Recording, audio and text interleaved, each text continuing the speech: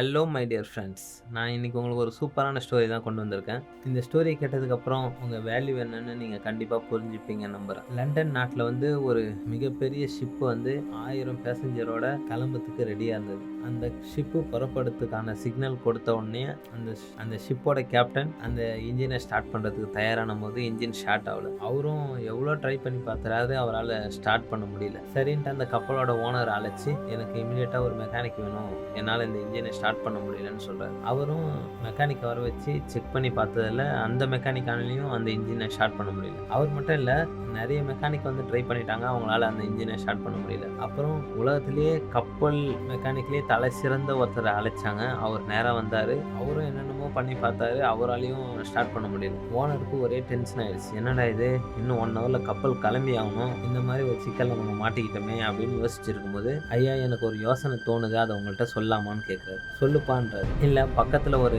மீனவ கிராமம் இருக்குது, அங்கே போட்டெல்லாம் ரிப்பேர் பண்ணுற ஒரு மெக்கானிக் இருக்காரு, அவர் வர சொல்லலாமான்னு கேட்குறாரு. உடனே ஓனர் டென்ஷன் ஆகி, லூஸ் ஆகி, இது எவ்வளோ பெரிய ஷிப்புன்னு தெரியும்ல, போட் மெக்கானிக் எப்படி அதை ரெடி பண்ணுவான்னு கேட்குறாரு. அதுக்கு அவர், இல்லையா, அந்த கிராமத்தில் இருக்க எல்லா ஃபிஷர்மேனும் அவங்க போட்டில் ஏதாவது ப்ராப்ளம்னா அவர்கிட்ட தான் கொண்டு போய் காட்டுவாங்க, மேக்ஸிமம் ஒரு 1/2 ஹவர்லேயே ரெடி பண்ணி கொடுத்துருவார், அந்த அளவுக்கு திறமையானவர் அப்படின்னு சொன்னானே. நீங்கள் ஒரு தடவை ட்ரை பண்ணி பாருங்களேன், நம்மளுக்கு டைம் ரொம்ப கம்மியாக இருக்குன்னு சொன்னானையும், சரி அழைச்சிட்டு வான்னு வேண்ட வெறுப்பாக தான் சொல்கிறாரு. இவரும் போயிட்டு அவரை அழைச்சிட்டு வர்றாரு. அவர் ஒரு வயசானவர், ரொம்ப வயசானவர், நடக்க முடியாமல் நடந்து வராரு. கையில் ஒரு சுத்தியல், ஒரு ஸ்க்ரூ டிரைவர் மட்டும்தான் எடுத்துகிட்டு வராரு.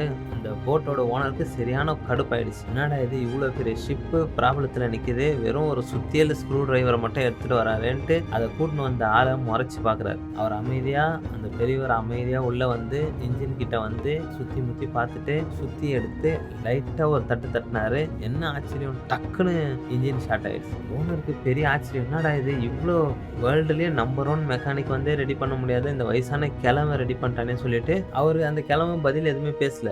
இன்ஜின் ஸ்டார்ட் ஆனே கம்முன்னு கிளம்பி அவர் கிராமத்துக்கு போயிட்டார். இவரும் பேசஞ்சர் எல்லாம் ஏத்திட்டு ஷிப் அனுப்பிட்டு அவர் வெயிட் பண்ணிட்டு இருக்காரு. அப்போ அவர்கிட்ட வேலை செய்யறவர் மெக்கானிக் கொடுத்தாருன்னு ஒரு பில் எடுத்துன்னு கொடுக்குறாரு.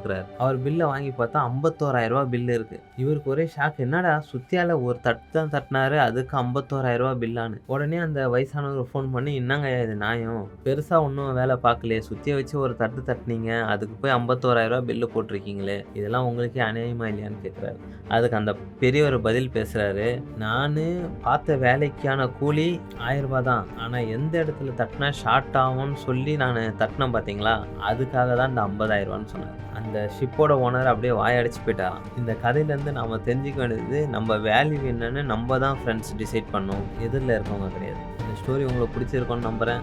மீண்டும் ஒரு நல்ல ஸ்டோரியில் சந்திக்கிறேன். அதுவரை உங்களிடமிருந்து விடைபெறுவது நான் உங்கள் ஸ்டோரி டெல்லர். இது டீம் ஒர்க் ஸ்டுடியோவின் ஸ்டோரி டெல்லிங். பாய் ஃப்ரெண்ட்.